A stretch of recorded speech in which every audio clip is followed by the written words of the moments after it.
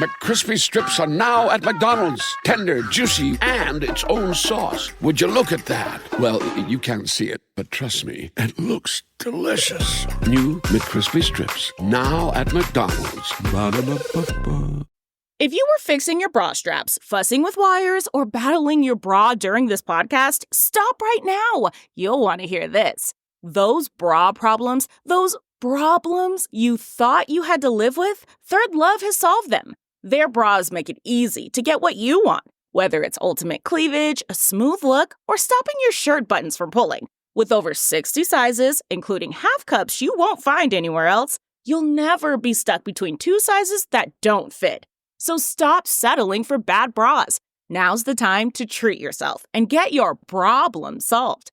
Save $15 on your first order with code PODCAST15 at thirdlove.com.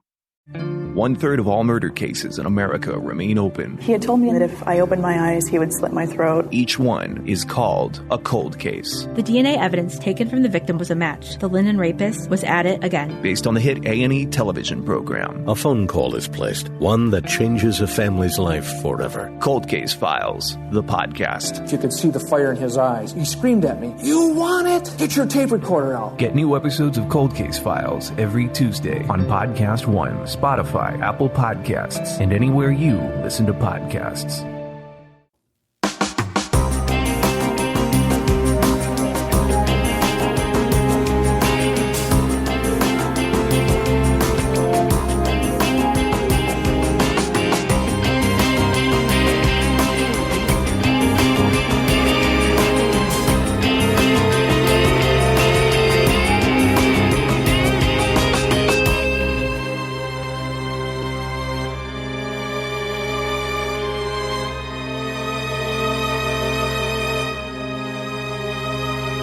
Hello, everyone, and welcome to episode 317 of the True Crime All the Time Unsolved podcast. I'm Mike Ferguson, and with me, as always, is my partner in true crime, Mike Gibson. Gibby, how you doing, man? Hey, man, I'm doing good. How about you? Really well. Yeah? Really well. Good. I don't know if it's officially summer yet, but I'm enjoying the weather. Got a lot of stuff going on the weekends with my daughter's dance and graduation parties, and just, but it's a good time. It's a good time. You're busy. Busy, very busy. Let's go ahead and give our Patreon shout outs. We had Tracy DiGiormo. Hey, Tracy. Josh Shearer. What's up, Josh? Olympia Stevens. Hey, Olympia. Carrie Harmon. Hey, Carrie. Therese Victoria Martinson Holman. Well, that's a long name, but thank you, Therese. Sarah Breen. Hey, Sarah. John Hutt. Hey, there's John. Jeffrey Elner. That's awesome, Jeffrey. Tom Leary. Well, thank you, Tom. Heather Williams jumped out at her highest level. Well, thank you, Heather. Bit Die. What's going on, Bit? And last but not least, Betty Spett. Hey, Betty. And then if we go back into the vault, this week we selected Cat Tracks. So we appreciate the new Patreon support, the continued support. We also had some great PayPal donations from Marissa Malvo. Hey, Marissa. And Lila Hansen. Hey, thank you, Lila. Yeah, thanks to everyone. Gibbs, right now on TCAT, True Crime All the Time, we have an episode out on Dale Wayne Eden. And this is a guy who was charged and convicted of the murder of 18-year-old Lisa Marie Kimmel 14 years after her body was found. And I don't want to give too much away about how they figured it out, but it is a very fascinating case. It is. It really is. So if you have not done so yet, go and check that out. All right, buddy, are you ready to get into this episode of True Crime All the Time Unsolved? I am. We are talking about the death of Natalie Wood. On November 29th, 1981, actress Natalie Wood was found dead in the ocean off Catalina Island. Her death was declared an accident, but many years later, investigators started to question this ruling. Natalia Nikolaevna Zakharenko, more commonly known as Natalie Wood, was born on July 20th, 1938 in San Francisco, California. Her parents were Russian immigrants. Well, of course, that name would be tough to sell in Hollywood even today, but especially back then. That's a long name to have up on the screen. And I know it was her first director or producer said, hey, we got to change your name. Well, Natalie Wood kind of rolls off the tongue. It does. Very easily. And let's face it, a lot of people, a lot of stars change their names. Yeah. when they get to Hollywood, something that kind of maybe pops is easier to say. There's a number of reasons why people do it. Natalie started her acting career as a child and earned 3 Academy Award nominations before she was 25 years old. Pretty impressive. That is very impressive. It wasn't until I was 26 when I got my first Emmy. Yeah. For that your thing. stint on General Hospital. I remember that. Very good. It was. Doctor. I mean, it was 1972, but a lot of people might remember it. When Natalie was 8 years old, she starred in the famous movie Miracle on 34th Street. She received her first credit as Natalie Wood in the 1946 drama Tomorrow is Forever. In 1955, Natalie played a lead role in Rebel Without a Cause and was nominated for an Academy Award. So some really big movies. Sure, yeah. And Miracle on 34th Street's a classic. It is. It's been remade a few times, but still the original. Yeah, shown every year. Yeah. Multiple times, I'm sure. Natalie said in the 1973 interview, as quoted by the LA Times, "Sometimes when I pass 20th Century Fox, I think that's where I graduated. Or if I'm at Warner's, that's where I went to high school." Isn't that strange when you think about it? She spent so much of her life growing up in the studios. That was her school.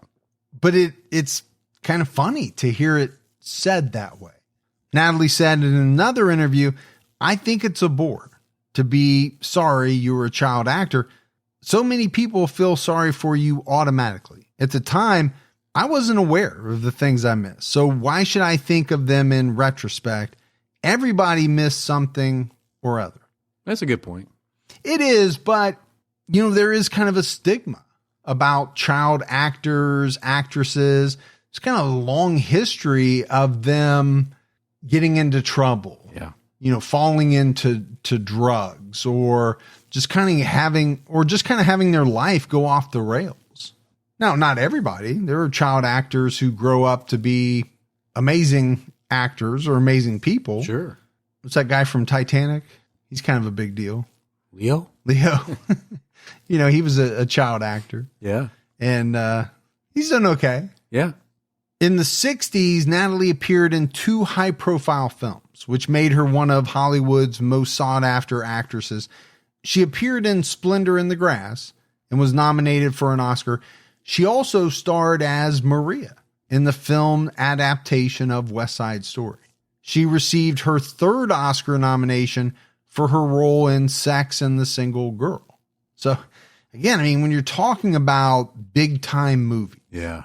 Rebel Without a Cause, West Side Story. These are classic films. And I love classic movies and films, and so these are really good ones. Yeah, I know a lot of these. I know you walk around the studio a lot, snapping your fingers and saying, "When you're a jet, you're always a jet," or something like that. Stay away from those sharks, whatever.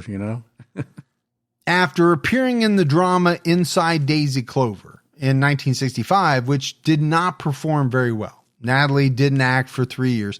She returned to acting in 1969.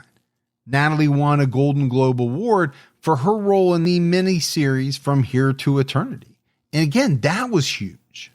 I'm too young to actually remember it, but yeah, I know it was a big deal. It was a big deal. Natalie was loved by many in the industry. Producer John Foreman told the LA Times after her death, "She has been our great friend. All these years, what can we say about her? She was just about the best friend a person could have." In 1957, Natalie married actor Robert Wagner. They divorced in 1962. After her marriage with Wagner ended, Natalie married British producer Richard Gregson. But she and Robert reconciled and remarried in 1972. It's kind of weird, when you think about it. You're married to somebody, then you get divorced, marry somebody else, but then you find yourself back to that first spouse. Well, I always think celebrity marriages are strange anyway. Sure. When both people are celebrity. Yeah. I think that's just so hard because you're both in the spotlight. You're probably working on different projects. Different schedules.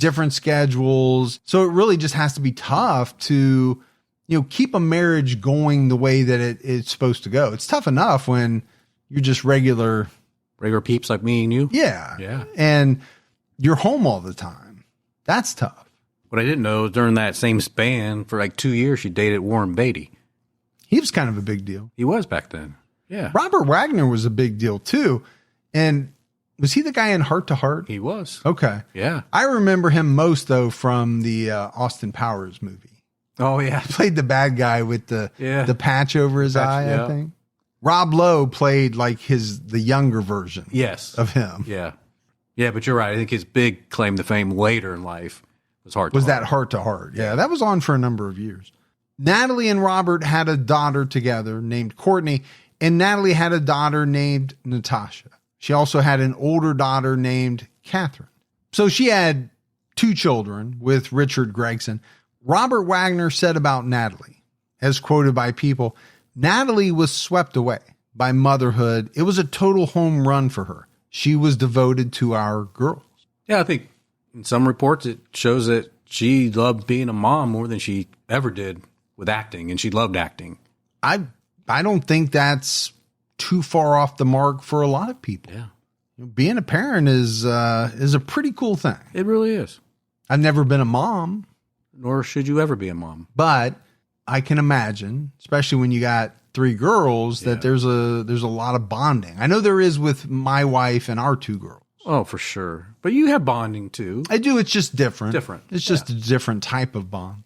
At the time of her death, Natalie was starring in the film Brainstorm with actor Christopher Walken.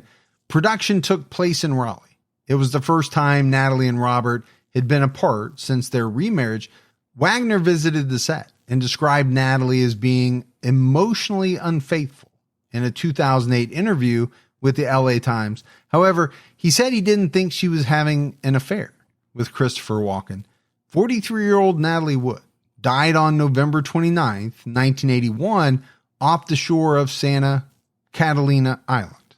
When he talks about emotionally unfaithful, I think sometimes that's worse than people being physically unfaithful. Well, maybe to some. Yeah. Maybe to some, maybe not to everybody. But I get what you're saying.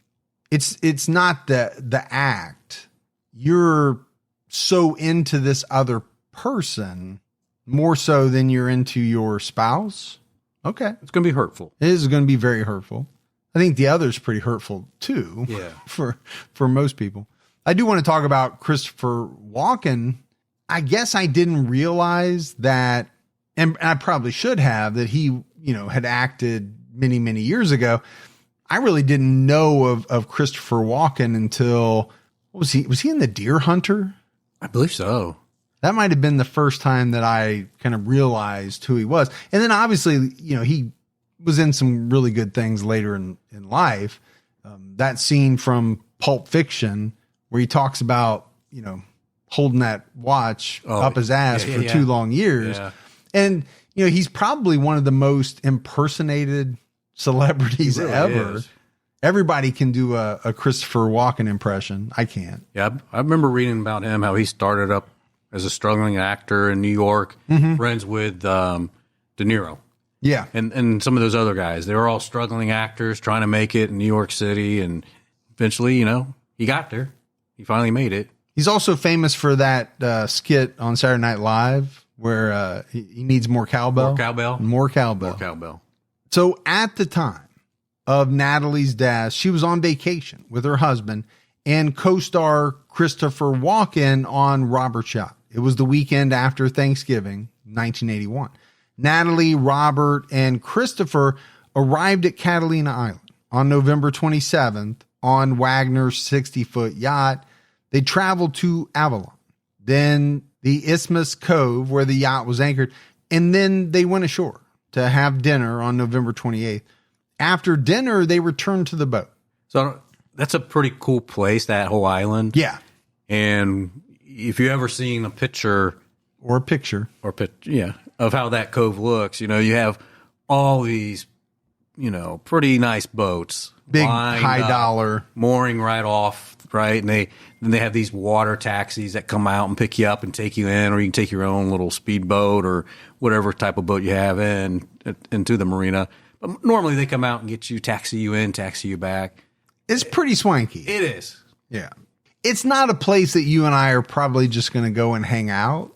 We don't have that kind of cache. Yeah, you got to have some of that. Yeah, you really do. Now, he's also got a 60-foot yacht. Yeah. So we know they have money. And it's not like you're out there by yourself either, right? I mean, you can look over and see that boat next to you on either side. Mm-hmm. You know, got a little space in between, but you're not so far out that you're isolated. Yeah, there's just rich people everywhere. Yeah. So they got home from dinner. Natalie drowned after falling overboard from an inflatable boat. According to LA County lifeguards and sheriff's deputies, this boat was found beached near her body. And there are going to be some conflicting reports because there are a number of stories and theories about what happened to Natalie Wood. Paul Zifrin, the Wagner spokesman and attorney, told the LA Times, while Mr. Wagner was in the cabin, Mrs. Wagner apparently went to their stateroom. When he went to join her, he found that she was not there and that the dinghy was also gone. Since Mrs. Wagner often took the dinghy out alone, Mr. Wagner was not immediately concerned.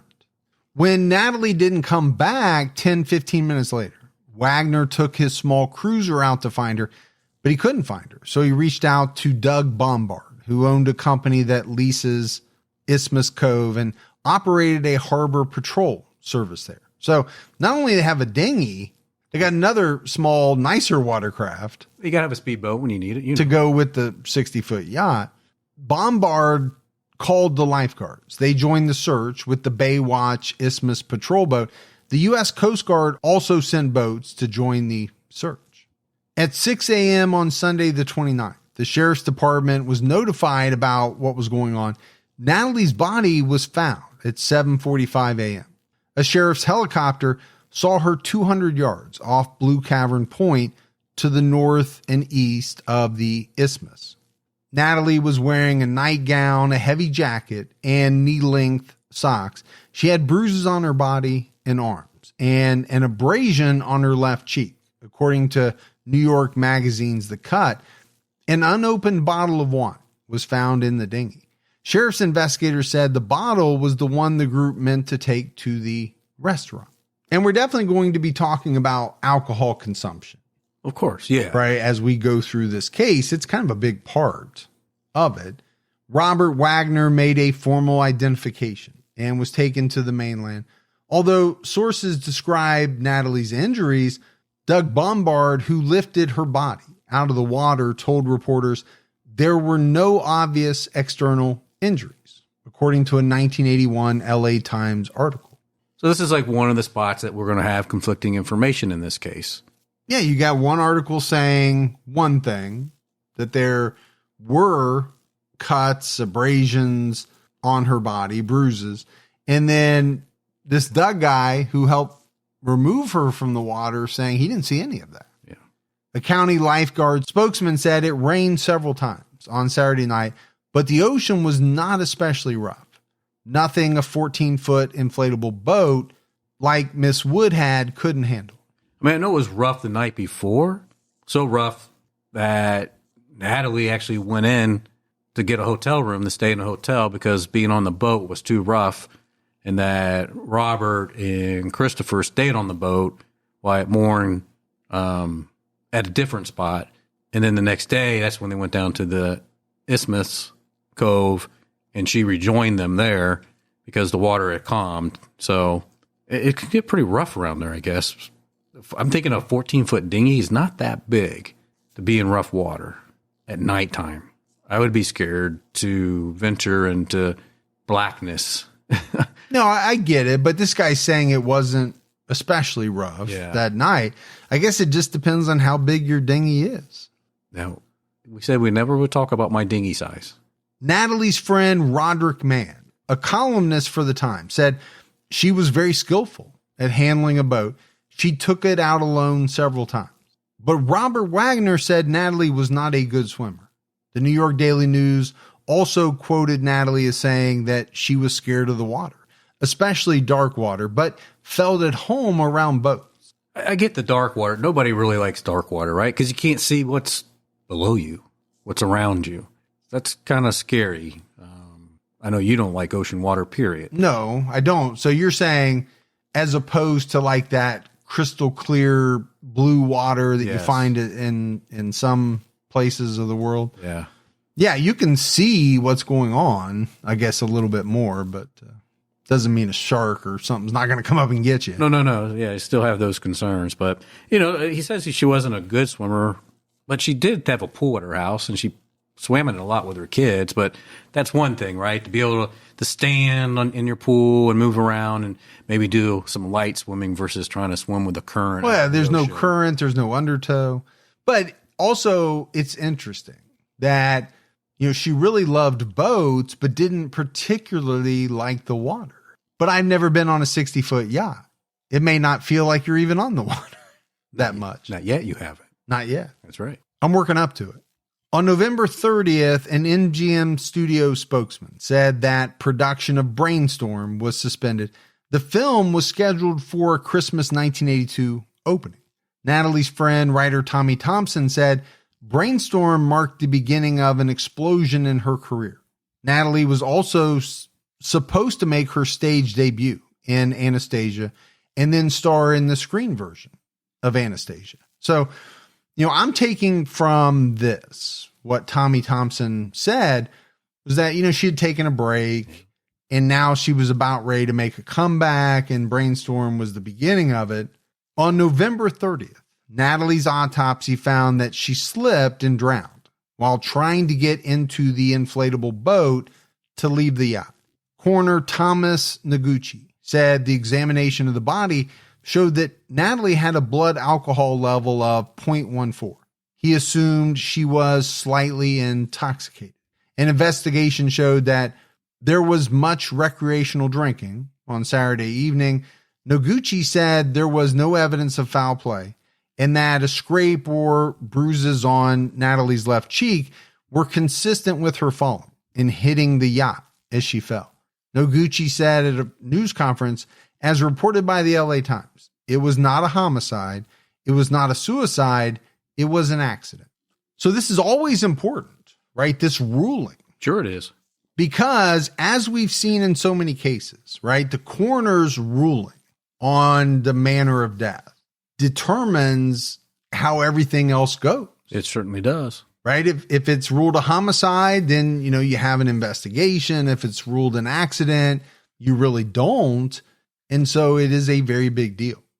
Noguchi said it would be unfair to conclude that drunkenness caused Natalie to fall into the water, but intoxication was one of the factors involved in the fact that she was not able to respond to the emergency. So it played a part in her death. Yeah, I don't know how you could say it didn't.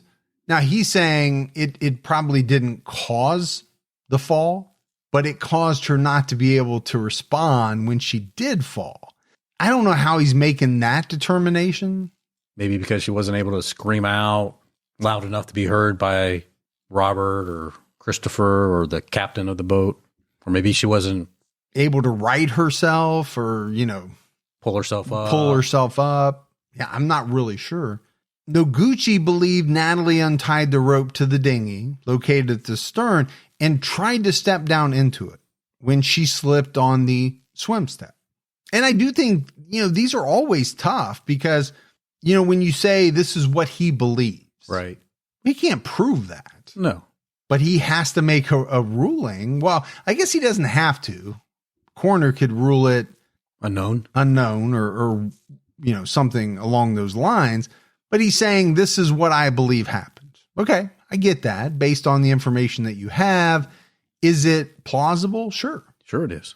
But do we know 100% that's the way it happened? No, there's no way to know that. There's no eyewitness. There's no cameras. So there's no way to know.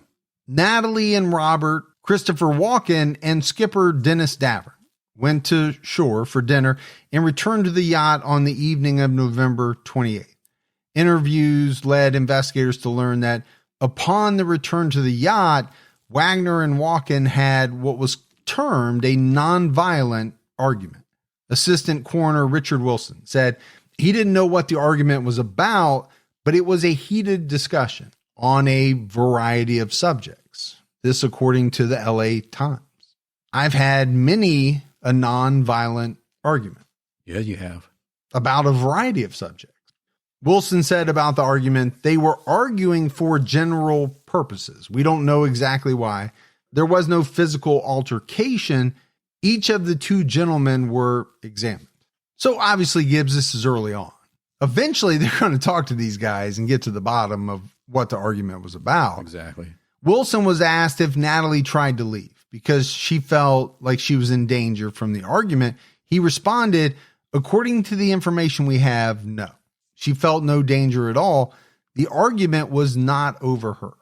Noguchi said he wouldn't consider Natalie really drunk and said she had 7-8 glasses of wine and champagne. Natalie also had prescriptions for a painkiller and 2 kinds of sleeping pills, but he was still awaiting toxicological tests.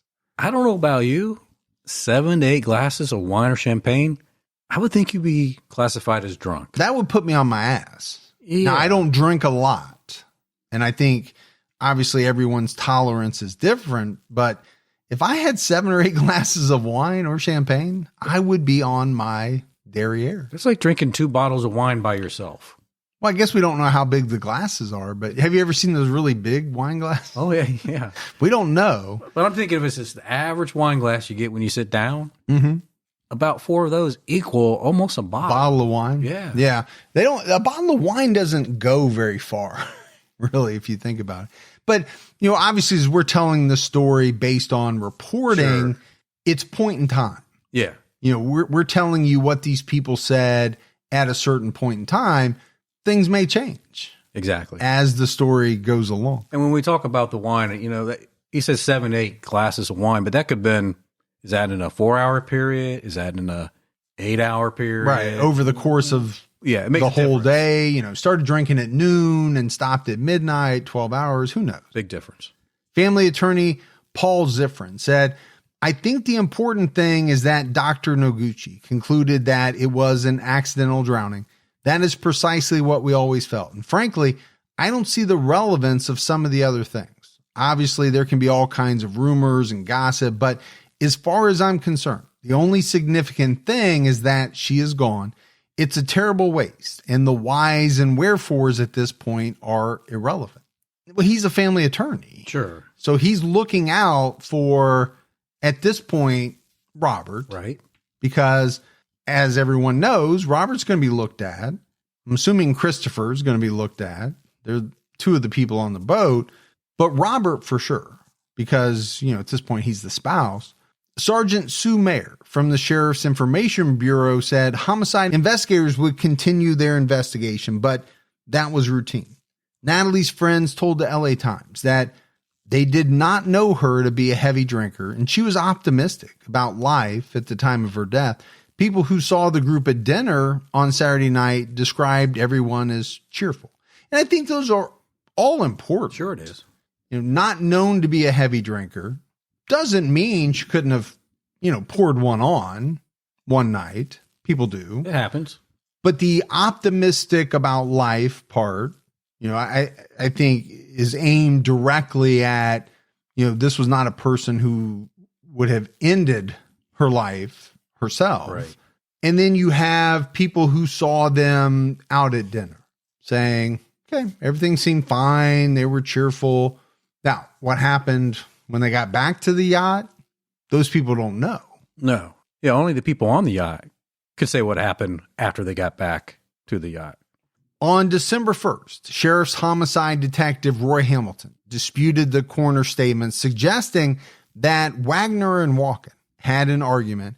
He told the LA Times, I don't know where the coroner got that information. We talked to Wagner and Walken, and there was no indication that there was any argument. I think he was juicing it up a little bit. And that's an interesting statement because this is a very high profile case. So you're going to have a lot more eyes. There are going to be more reporters.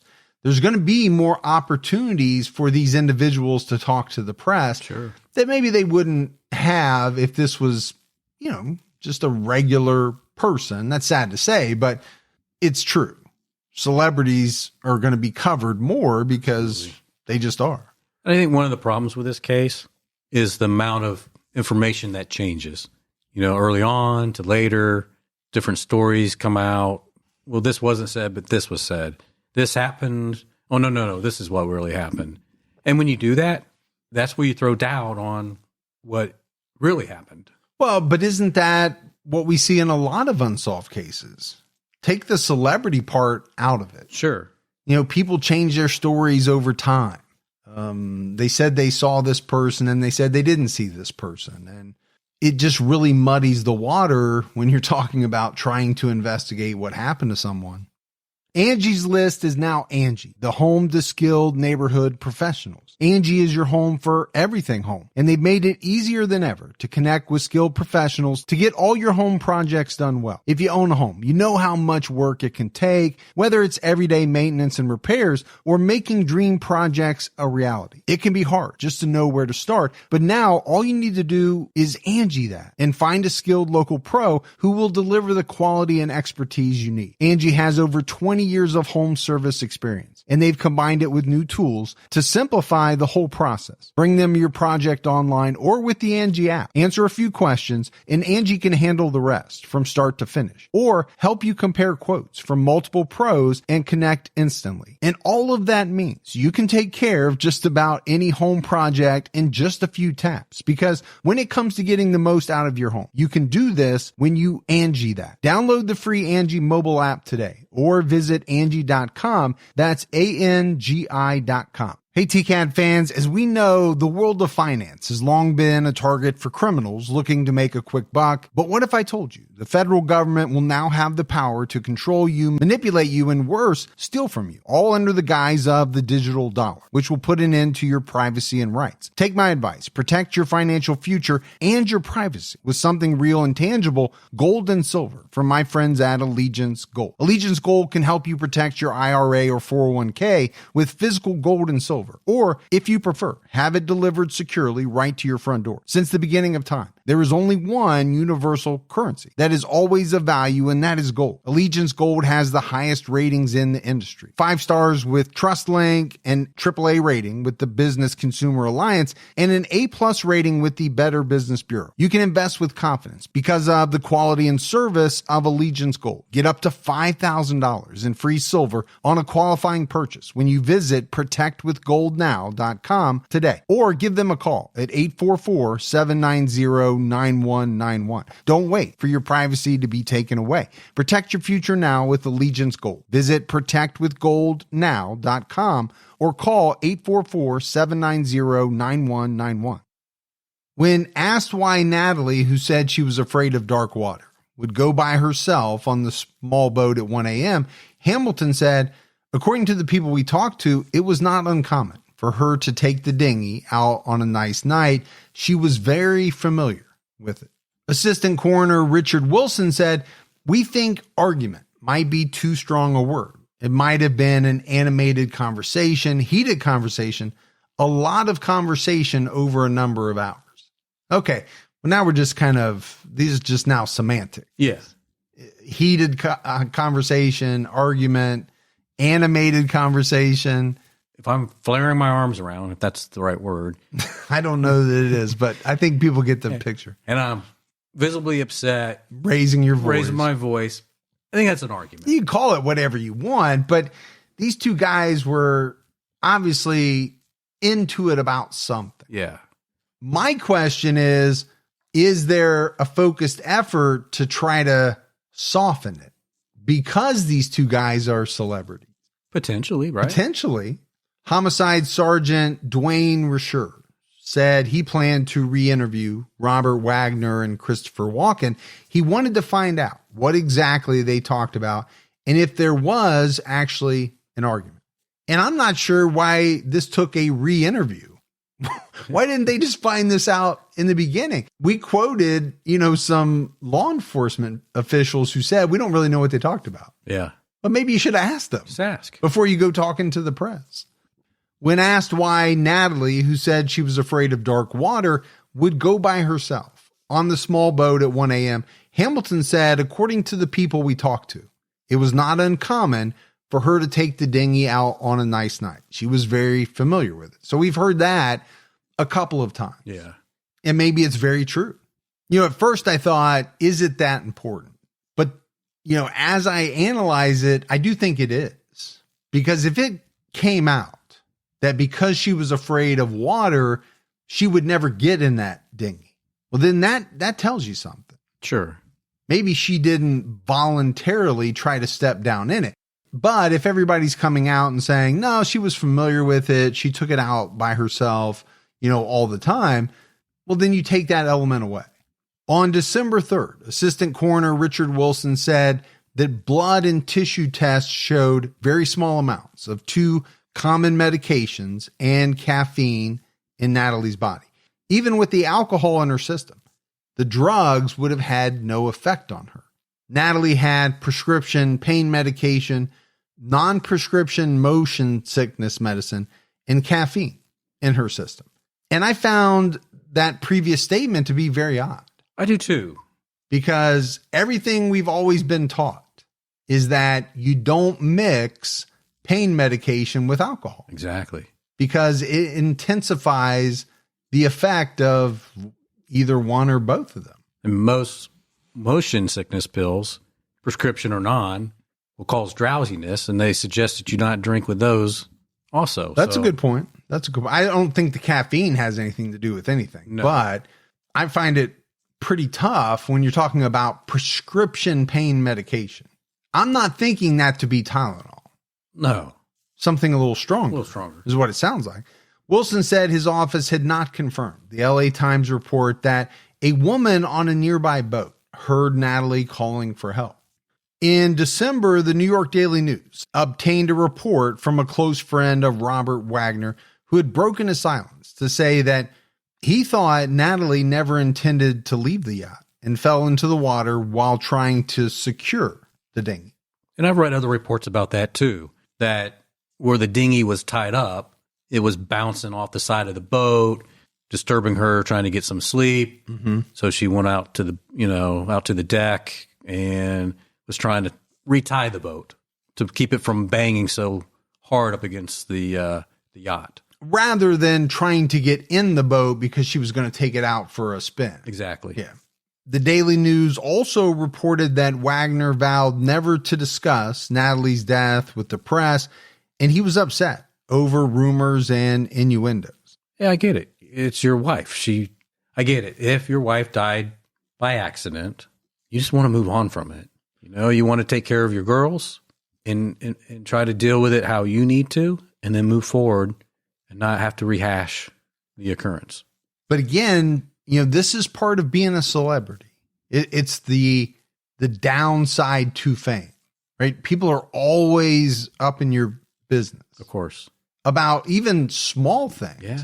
Now we're talking about the death of your wife, another star in her own right, and people are putting maybe some stuff onto you. There's some accusations flying. There's innuendo, rumors, gossip. So that would be very tough if, again, you had nothing to do with it and you're trying to grieve and take care of your daughters at the same time. Wagner's friend told the Daily News that Robert was in shock and unable to figure out what happened, but then came to the only possible conclusion. According to VanityFair.com, Wagner reportedly told his friend the following: "It was only after I was told that she was dressed in a sleeping gown, heavy socks, and a parka that it dawned on me what had really occurred. Natalie obviously had trouble sleeping with that dinghy slamming up against the boat. It had happened many, many times before, and I had always gone out and pulled the ropes tighter to keep the dinghy flush against the yacht."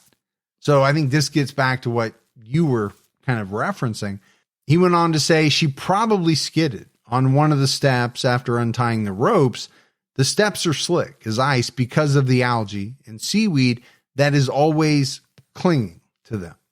And for anybody who's ever been, swimming in a lake, if you're at a place where they have like one of those little steps like you find in a pool, right? It's not going to be slick in the pool probably. No. But in a lake, it's slick. It is like ice. because you have a lot more algae and that type of stuff.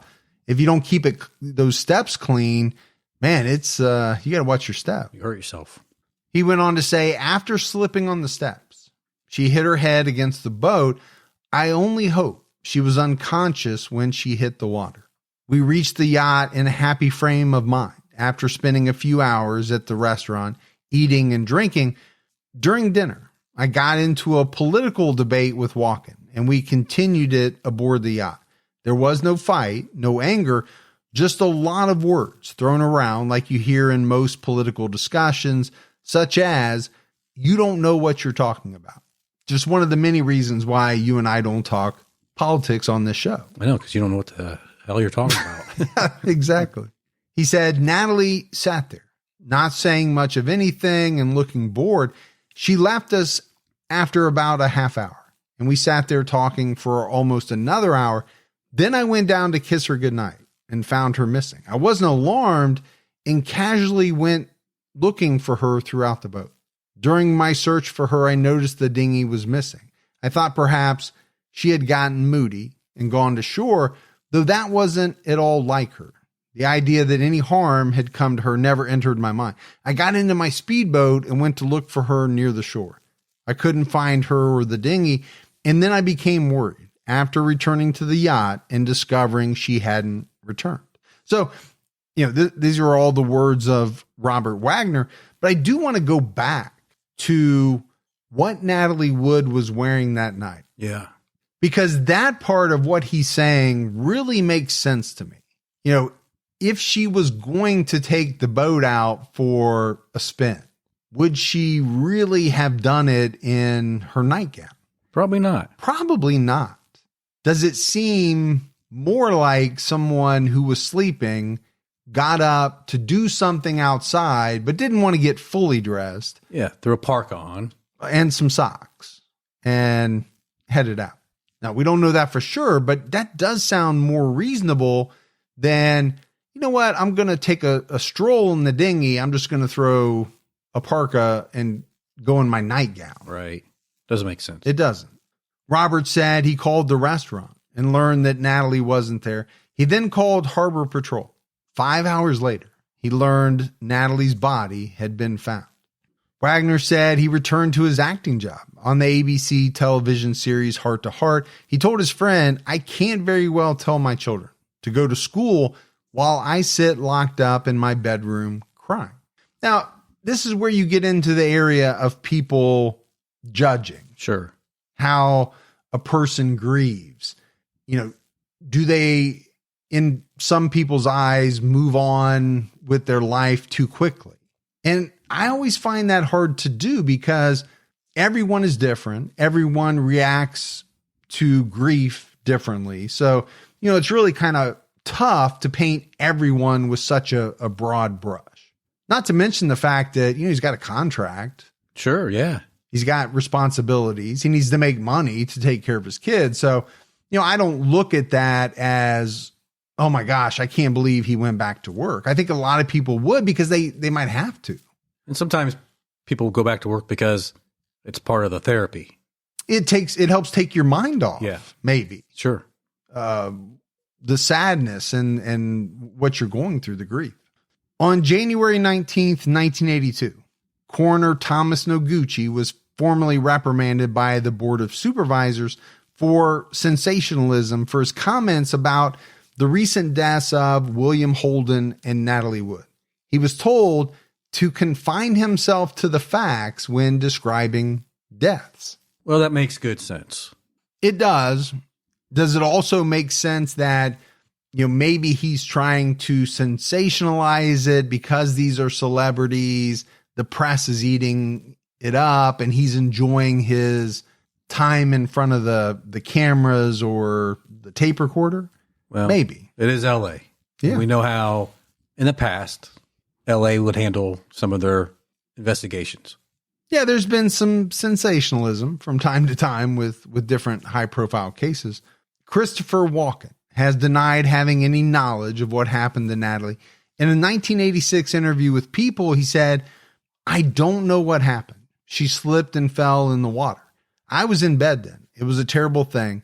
Look, we're in a conversation I won't have. It's a fucking bore. Sounds like something Christopher Walken would say. Yeah. But in a cool, like voice, strange accent that he has.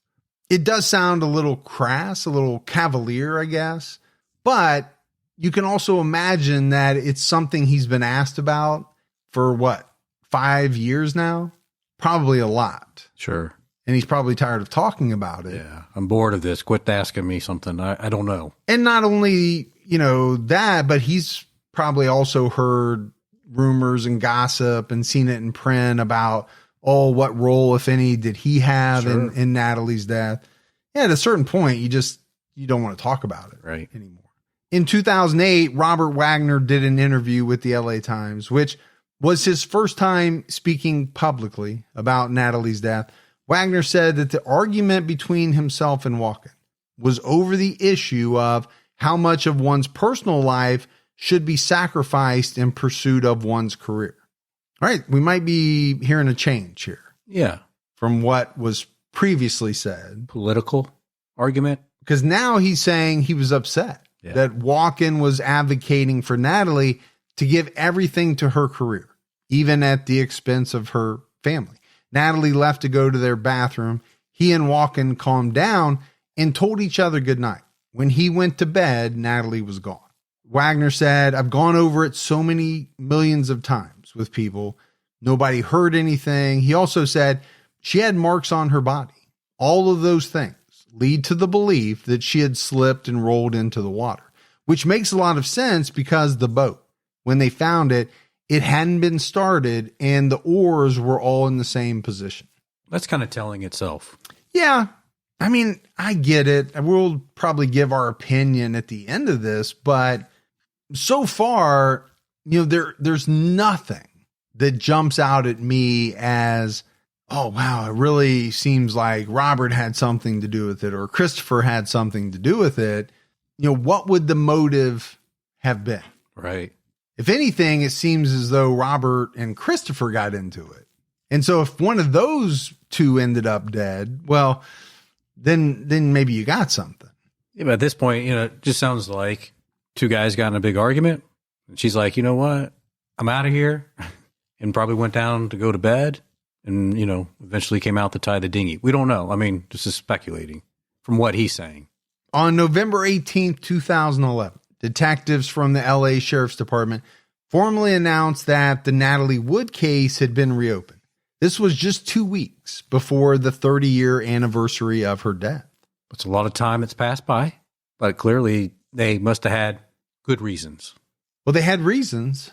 We'll have to evaluate how good they are. Dennis Davern, the captain of the yacht, who co-wrote a book about the case, made the news because he claimed Robert Wagner was responsible for Natalie's death. Bill McSweeney, chief of the Sheriff's Department Detective Division, said he hoped the new probe into the case would answer questions and put an end to the phone calls from the media and others, according to the LA Times. So, we're like 30 years on. And this guy writes a book and it kind of reignites kind of a media firestorm. At the press conference, Homicide Lieutenant John Carina announced, recently we received information which we felt was substantial enough to make us take another look at this case. When asked if Robert Wagner was a suspect, he answered no. When asked if murder had been ruled out, he answered, if our investigation at the end of it points to something else, then we'll address that. But right now, her death is an accidental drowning. So he's not coming out and saying what the information is that they received, but he's calling it substantial enough to take another look at the case. And to put resources towards it. Yes, and to put resources towards it. It's got to be more than just this captain writing a book and saying, this is what I Robert remember. did. Yeah. Now, maybe part of it was information from the book. I don't know. That's kind of the problem when they don't come out and tell you what the information is. You're just left to speculate. Carina also said the Sheriff's Department was not concerned with the anniversary and that recent media coverage, including the book, was inconsequential. So confirming what you just said. Well, to me, that does confirm that it wasn't information from the book. It came from somewhere else. In a statement released on the evening of November 17th, 2011, Robert Wagner said that he supported the inquiry, but was concerned about those simply trying to profit from the 30-year anniversary of her tragic death. In the book, Goodnight, Natalie, Goodbye, Splendor, which Dennis Davern published with author Marty Ruley in 2009, Davern said he never told detectives what really happened on the night of Natalie's death because he was trying to help Robert Wagner. According to Davern, Wagner complained that the movie Brainstorm took his wife away from him. Christopher Walken responded that that was an actor's life. Wagner accused Walken of wanting to sleep with Natalie and broke a wine bottle on a coffee table, according to Davern. Davern later heard Robert and Natalie screaming at each other. Well, I know Robert, in another interview, actually confirmed he broke a wine bottle on the table of the yacht. During this argument. Non-heated argument. Yes. It's so non-heated that I broke a wine bottle. Yeah. Non-heated political argument. Yeah. Davern claimed that he underwent hypnosis to recall what he saw. He is quoted as saying in the book, "I saw her in her nightgown standing starboard. She was scared. She must have known it wasn't a good place to be because of how crazy RJ," meaning Robert Wagner, was. All right, I got to dive into the hypnosis thing. I've never been a huge fan. Right. But I've never done it. So I really can't say much about it. Well, that's true. But here's my thought. I know it's a long time since all of this happened, but this had to have been like one of the biggest things that ever happened to you in your life. Would you really forget the details of that night? I don't think you would. I think somehow it would be ingrained in your memory. That's my thought. Maybe you need some help getting it out, but I mean, there was definitely an argument that night. I know from a few other articles that earlier that day, Natalie and Christopher took the speedboat or dinghy or a water taxi, not sure how, but they went in to the town earlier that day because Robert was sleeping because he had problems sleeping the night before. So they spent the day in town, and then him and the captain went in town to join them for dinner. So if you're got any type of jealousy, if you think it's emotional attachment or physical, you're probably not real happy to find out that your wife is in town. Them two are going around without you, wondering what's happening. And then, of course, you go in town, you put the show on, have dinner. But when you come back to the boat in private. Well, and that's one thing I didn't mention. We talked about the patrons at the restaurants saying that they seem to be in good spirits. Yeah. These are celebrities. Sure. They're not going to have a screaming argument in front of like a restaurant of people. No. They know that that's going to, get out. Somebody's going to have a tape recorder or camera.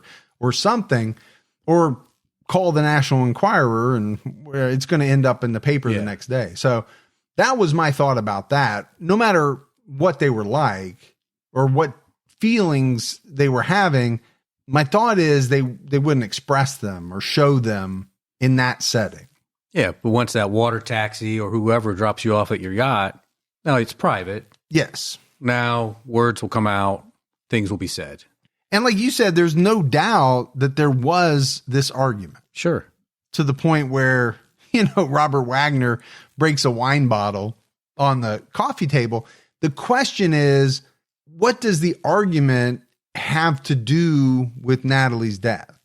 If it has anything to do with it at all. Yeah. It could just be separate. It could be. Or it could have just been the catalyst for her going outside. It could have been the catalyst for her not being able to sleep and then wanting to tie up the dinghy. Who knows? After Natalie disappeared, Wagner told Davern, according to him, that he suspected she went to shore in a rubber boat. He wouldn't allow Davern to use a searchlight to look for her or to make a radio call. That month, Davern did an interview with David Gregory from NBC News and said, I made some terrible decisions and mistakes. I did lie on a report several years ago. Davern told Gregory that he believed Wagner intentionally kept the investigation low profile. When asked if he thought Wagner was responsible for Natalie's death, he said, yes, I would say so. Yes. Davern also said, we didn't take any steps to see if we could locate her. I think it was a matter of, we're not going to look too hard. We're not going to turn on the searchlight. We're not going to notify anybody right now. When asked why he came forward 30 years later, he said, why now is because I've been trying to tell information about this for many, many years, but there wasn't really anyone listening until now. You know, I think about what he said there, and as a captain, what your obligations are, but also think as a human, as a man at that moment, if you felt like you needed to put a searchlight out, put a searchlight out.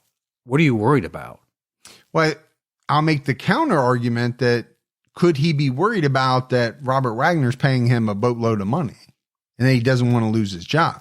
Yeah, but you got to put that, the right person should put that aside. No, I agree with you. I'm just making a kind of a counter argument to that. Yeah. But I want to talk about, him coming out when he did and making these allegations. To me, the fact that it coincided with the release of this book. Convenient. It really, paints it in a bad light. Sure does. He's saying nobody would listen until now. Everybody would have listened if you would have said this 10, 15, 20 years ago, 25 years ago. So why didn't you then? Right. You really have to question him because of the timing. You're going to drop these bombshells at the same time you're trying to sell this book. Yeah, and you know what? By dropping things like this, it's probably going to sell your book. Yes. When maybe the book would have just sat there, and who knows? It doesn't mean he's lying. No. It just means that you have to factor it in. It's kind of like when you have those criminals in jail that come forward. Are there non-criminals in jail? Yeah. Well, actually, there are. There are some people that are not guilty, but right. But the ones that come forward and say, "Hey, I got information, but I need some things done for me, and I'll tell you about this guy." Right? They're trying to get their sentence lightened. They are. The difference there is the information correct or not? Right. We know why they're doing it. They want something out of it. Sure. So I guess the same holds true for this guy. Is what he's saying true or not? And if it's true, why did you wait 30 years? And that's the problem I have with things like this. At the time your book is coming out, it doesn't make you look good. Yeah. On top of the fact that you did nothing you're admitting you didn't do anything to help find her. I'm assuming you haven't been his captain for a very long time. Yeah, could have come out. Why did you wait till now at that point to do it? You got to question it. Yeah. According to co-author Marty Ruley, Natalie and Robert got into a terrible argument that was not reported to the original investigators after Wagner broke a wine bottle on a coffee table. Walken went to bed. Natalie went to her room. Wagner followed and they got into an argument. Davern tried to stop the argument and Wagner told him to go away. Minutes later, Natalie was missing. Is the assumption that she got pushed into the water? Well, I think without actually coming out and saying it, Davern is putting it out there that he believes Robert Wagner killed Natalie Wood. He answered to the question of whether he thought Wagner was responsible for her death. Yes, I do. But he doesn't come out and say, maybe he does in the book. I don't know. I didn't read it. Responsible can mean a lot of different things. It's true. Could that mean the fight caused her to go outside and she slipped and fell, and so I'm calling him responsible? I don't know because he's not coming out and clarifying. And there were some people who had issues with how Robert and Natalie's relationship was during that time. It was kind of mentioned it was kind of rocky, especially from her sister, Lana. Mm-hmm. She made some claims that, Robert really wasn't that good to her sister, and she thought maybe there was some type of foul play. But again, she had nothing to base it on besides hearing this captain's story. And again, I'm sure the relationship wasn't always a bed of roses. No relationship is. Sure. You think these celebrities, because they've got a lot of money and they're always smiling in front of the camera, sit at home just happy as a lark all the time. And that's not true. People fight. It doesn't matter how much money you have. It doesn't. I think with celebrities, I think there's more divorces probably per capita or whatever the right word is, right? Per celebrity. No, you're probably right. Ones, because they actually have issues that most of us don't have. Yeah. And we talked about some of those earlier on, scheduling and travel, and you're just trying to find time to be with each other. Sure. And it's tough.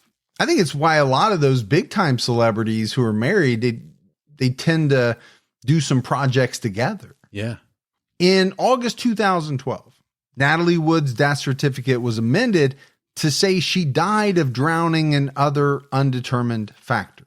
The AP obtained a copy of her death certificate that said the circumstances of how Natalie ended up in the water were not clearly established, according to BBC. But what does that really mean? Yeah, is that saying leaving it open that she could have slipped? She could have got pushed?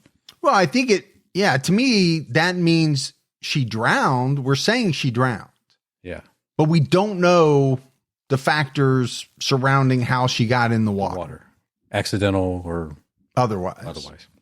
Chief of Detectives William McSweeney said the coroner's office made the decision and added that detectives still had work to do, but said, we don't close these cases. These cases have active periods and more passive periods. We're moving toward the end of an active period. The coroner released a report on January 14th, 2013. And in this report, Natalie's cause of death was changed to match her death certificate, drowning and other undetermined factors. The coroner's report cited fresh bruises on Natalie's right forearm, left wrist, and right knee, a scratch on her neck, and a superficial scrape on her forehead. The wounds opened the possibility that she was assaulted before she drowned. The report stated, per the LA Times, this examiner is unable to exclude non-accidental mechanism causing these injuries, and added that evidence suggested the bruises occurred before Natalie entered the water. We'll add to speculation. Yeah, sure. And I think it has. But what does it mean? Open the possibility. I don't know that the possibility wasn't already open. Yeah. I think many people have thought it's possible that something bad happened on the boat. She was pushed. She was assaulted and thrown. Who knows? And a lot of people don't think that. They think it was an accident. She could have been assaulted in the stateroom and then walked out on her own to untie the dinghy. So she was assaulted, but it had nothing to do with her accidental. Yeah. We just don't know. There's so many ways you could take this if you decide to. Yeah, and obviously this is a different coroner, right? We're many, many years later. But to say this examiner is unable to exclude non-accidental mechanism causing these injuries, I don't know how any other coroner could, without a doubt, exclude that. You weren't on that boat. You don't know. Could the bruises have come from falling down? Possibly. Yeah. Could they have come at the hands of another person? Possibly. All he has to go off of at that time was the coroner report back then. He doesn't have the body to look at. He doesn't know how those bruises looked at when they pulled her out of the water. He wasn't there. Yeah, you're right. I mean, this person, this newer coroner, is not able to, go out to the scene, review the boat, review the body, even pictures. Notes. That's all they have. Sheriff's investigator said the case remained open, but they had reached an impasse. A law enforcement source told the LA Times that there wasn't enough evidence to classify it as a crime. The new coroner's report noted conflicting statements about when Natalie disappeared and whether she argued with her husband. Natalie went missing around midnight. An analysis of her stomach contents placed her death around this time. Wagner called to report her missing at 1:30 a.m. So around midnight, give or take, I don't know how many minutes. Right. But let's just say the difference is an hour and a half. Is that alarming? Is that proof or not proof? Is it indicative that he did something he shouldn't have done? I think the timing is off from what he states happened to versus what the coroner says happens. There's definitely a big gap there. And I don't know, is that just because he didn't remember exactly when? Exactly. Roger Smith, the rescue boat captain who helped get Natalie's body from the water, said he didn't receive a call to look for her until after 5 a.m. So definitely some conflicting information on who was called, when they were called. Yeah, because I don't know who he got the call from. And I don't know who Wagner called. Besides Doug, the guy that managed the cove. Yeah, and he also was on that boat, right? Because he helped get her body out of the water. Exactly. But yeah, I mean, you're right. There are some differences in timing, but we see that in a lot of unsolved cases. The original investigators believed Natalie got her bruises when she fell off the yacht and tried to pull herself into the rubber dinghy. The dinghy had scratch marks consistent with this theory. However, the coroner noted that the investigators didn't take nail clippings from Natalie to determine if she made the scratch marks. Roger Smith said he wondered if Natalie would have been found alive if the rescue efforts started sooner. Smith told the LA Times, "There's no question in my mind that he, Robert Wagner, just delayed calling for us." Well, this goes back to what the captain said about this, not using the searchlight, not going out and looking right away. So if you believe him, the captain, and this Roger Smith, it makes sense that there was some type of delay. And if there was a delay, they're right. Maybe she would have been found alive. And you have to ask, why was there a delay? So if Wagner reported her missing at 1:30, why was this Smith guy not called for the search effort until 5? And I think there's a missing piece of the puzzle that I don't have here. You know what I'm saying? Mm-hmm. Yeah, there's definitely some communication breakdown somewhere. Smith also said that he and the deputy saw no bruises on Natalie's body. We went over her very closely. When we looked at her, we didn't see any bruises. We were looking for needle marks or anything like that. We didn't see anything. Smith said he saw dislodged seats and what looked like nail marks inside the dinghy, as if Natalie tried to pull herself up. He also said he doubted Dennis Davern's claim that he saw bruises on Natalie's body because he covered her up with a blanket. So again, just more conflicting information, right? And I think it's one of the reasons why this case is so muddy and people continue to pour over it, because there's a lot of discrepancies. Yeah, I mean, he's saying he didn't see any bruises. Coroner has bruises. So did she get bruised up after she got pulled out of the water before she got to the coroner and scratched up? I don't think so. Or did the bruises appear? Well, that could have been. But what about the scratch? You know, he's saying that's true. In February 2018, the LA County Sheriff's Department named 88-year-old Robert Wagner as a person of interest in Natalie's death. Lieutenant John Carina told the press, according to BBC, "I think before we were all believing this story that she must have gotten in a dinghy and tried to go into town in her nightgown, in her socks, by herself when it's raining out and the seas are really rough. You can't even see at midnight," which made absolutely no sense if you really think about it. And that doesn't make any sense. He's saying she was going into town. I didn't get that impression. I had the impression that she was just taking the dinghy out to kind of cool off, just run around for a little bit. But maybe that's not. He's also saying the seas were really rough. Somebody else said they weren't rough that night. So John Carina made the following statement about Robert Wagner. According to the LA Times, he is a person of interest because he was the last one with Natalie Wood. And somehow she ends up in the water and drowns. That part I get. Sure. If my wife goes missing and I tell police that I'm the last one to have seen her, would I be a person of interest? Absolutely. I think what is so strange in this case is that it's like 37 years later that they're saying, you know what? We're calling Robert Wagner a person of interest. And based on John Carina's statement, there's nothing in there that they didn't know in 1981. You know, go back to his statement. He's a person of interest because he was the last one with Natalie Wood. Nothing's changed. And somehow she ends up in the water and drowns. According to spokeswoman Nicole Nishida, investigators received over 100 tips since reopening the case. New witnesses told detectives they heard noises coming from the boat on the night Natalie disappeared. One witness heard yelling and crashing sounds from the couple's stateroom. Other witnesses reported hearing what sounded like Natalie and Robert arguing on the back of the boat. The witnesses gave a new sequence of events that differed from previous witnesses. Nishida said, "Do we have enough to make an arrest at this moment? No. This remains a suspicious death investigation." So I think I want to break a couple of things down here. Number one, why are these witnesses coming forward almost 40 years later? Right.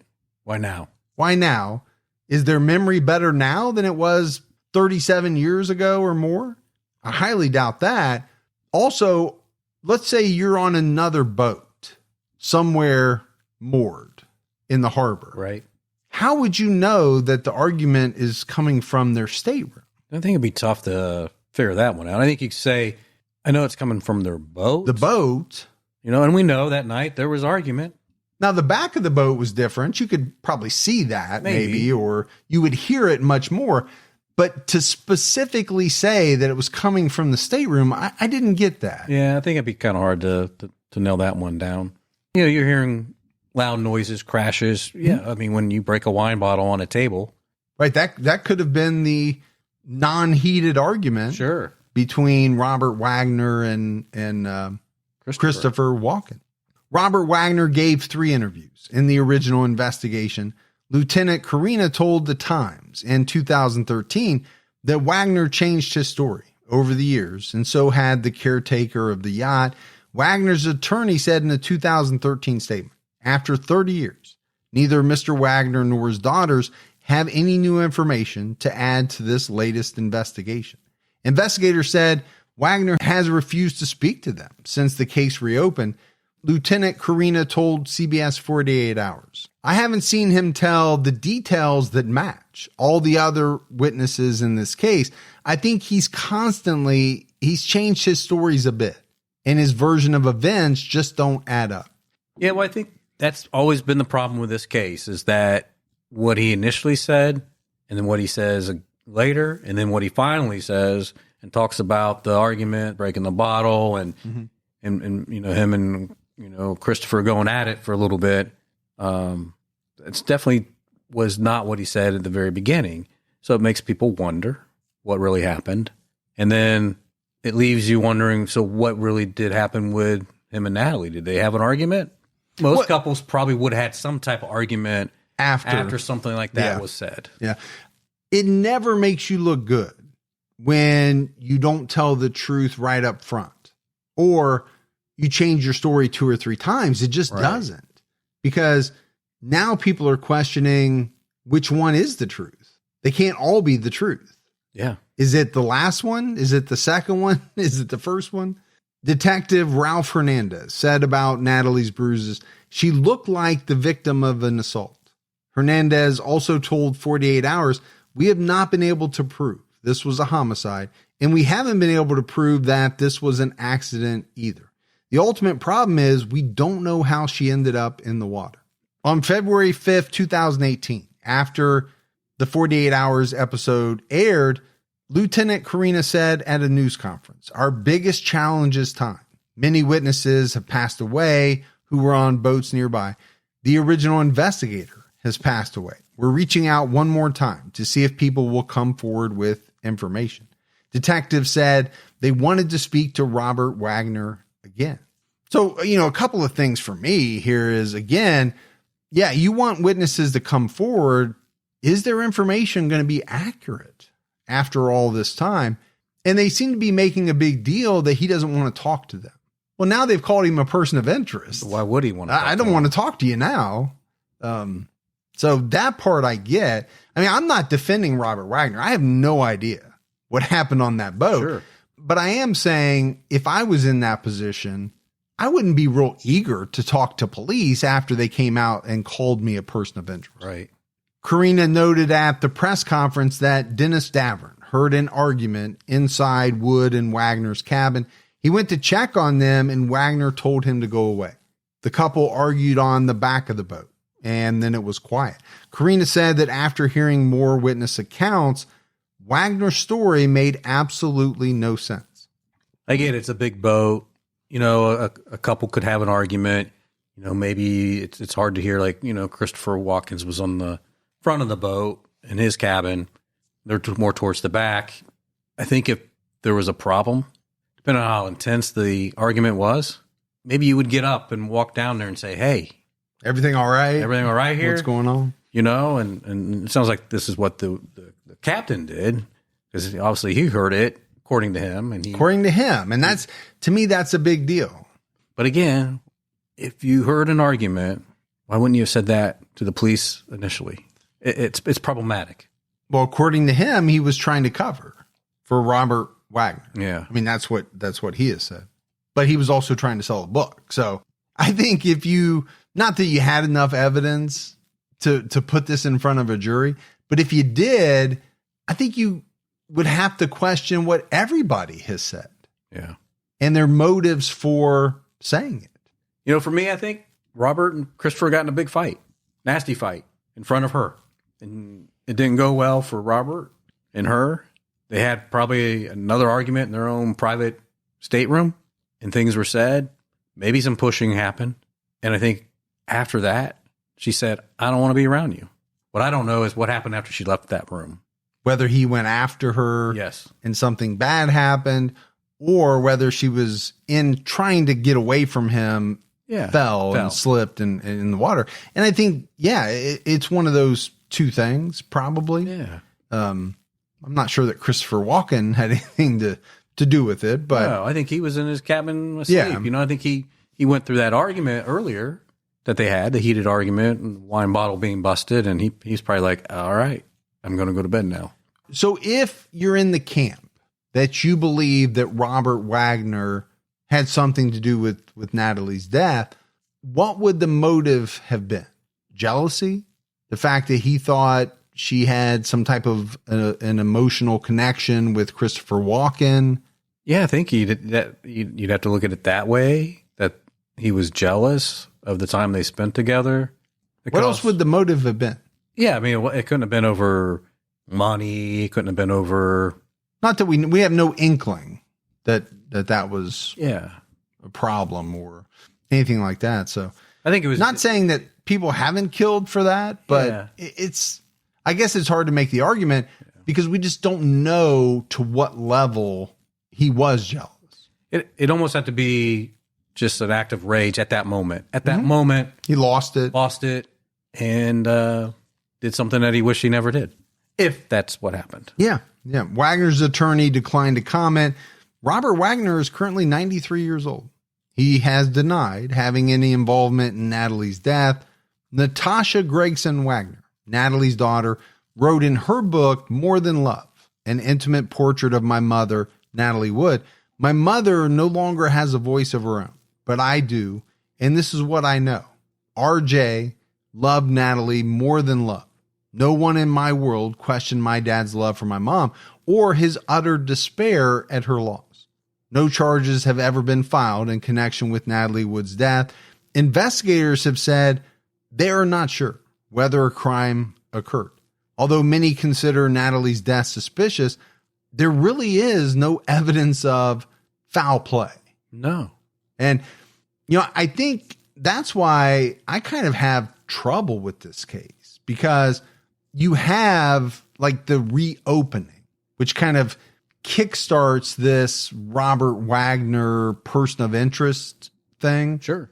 And really all I heard or saw was his statements were inconsistent. We've got some witnesses who said they heard this or that. And I get it. Maybe true. it may not be true, but to me, there's no proof of anything. Yeah. And I think that is kind of where the trouble with this case lies. I think somebody said it, and I can't remember who it was. We don't have evidence that this was a homicide. We can't prove that. We can't prove that this was an accident. That means you can't prove anything. No. And so unless you get some proof, I don't know what's going to happen. Yeah. Robert Wagner's 93 years old. And his daughters are on his side. Her daughters, his daughters, right? They believe what he's told them. They have no doubts in their mind that what happened was that their mom tried to redo the dinghy so it didn't pound up against the side of the boat and slipped and fell in the water after hitting her head. And that's what her kids believe. And it's not an implausible story. No. It absolutely could have happened that way. I do think it's a big deal that the kids, they're not kids anymore, obviously, Yeah. but the children believe him. Yeah. They have stood by him. They have. Doesn't mean they couldn't be wrong, but I think it tells you something. It does. That they've never wavered. They've always stood behind him. And it speaks, at least from them, how they see his character. Yeah. To me, as we wrap this one up, I just think, this is a case that will always fascinate people. I don't think that the authorities will ever have what they need to prove anything beyond a shadow of a doubt or beyond reasonable doubt. And that's why the case is still out there. Yeah. And that's why people keep talking about it. And I know the family hates that people keep talking about it, but it's one of those ones that will always be talked about because you can't close the door on it. Well, and because these people, were and are famous. Yeah. And, that's what happens with fame. Things get brought up again and again and Absolutely. talked about. Yeah. But that's it for our episode on the death of Natalie Wood. We got some voicemails, Gibbs. You want to check those out? Let's hear them. Hey, fellas. This is Isaac from down here in Texas. Been in the hospital here for about 5 days. And been listening to y'all's podcast. Got a little bum pancreas and been in a lot of pain. I've been making my time a little more, here, more bearable, more manageable. But long time listener, listen to every episode probably twice. Keep on time taking and keep up the good work. All right, later, fellas. All right. Appreciate the voicemail. Sorry to hear that that you're hurting, man. Yeah. Glad we can help in any small way, though. Hope that things go better and recovery kicks in and things improve. Hi, I'm a longtime listener. My name is Charlene, and I want to thank you for doing the episode on Lisa Au. I lived in Hawaii at the time of her murder. I'm pretty close to the same age as Lisa, and I lived about 2 or 3 miles from where they found her car. It was a huge, huge deal in Hawaii, and I gather it still is. It's such a shame. But I do want to have one comment about the blue lights on the police cars. I lived in Hawaii 20-some years, and the whole time I lived there, many police cars were the police officers' private vehicles that were outfitted with blue lights on behind the grill and on the roof. So it very well could have been possibly that this wasn't a fake, that it was a real police officer who had his car outfitted in that way. I don't know if they still do it, but they did when I lived there. So thank you for bringing this to light again, and let's hope someday we get some closure for Lisa's family. Thank you. Yeah, we're definitely hoping for that. And we've had a number of people call or write in to let us know that, number one, or at least then, maybe still do, use their personal cars, but that they only use blue lights. Yeah. Which we're not used to because ours are always red and blue. A little white too, I think, right? Red, white, and blue. Depending on who's pulling you over. Yeah. Depending on the agency. But yeah, so we appreciate all the voicemails. But that's it, Gibbs, for another episode of True Crime All the Time Unsolved. So for Mike and Gibby, stay safe and keep your own time ticking.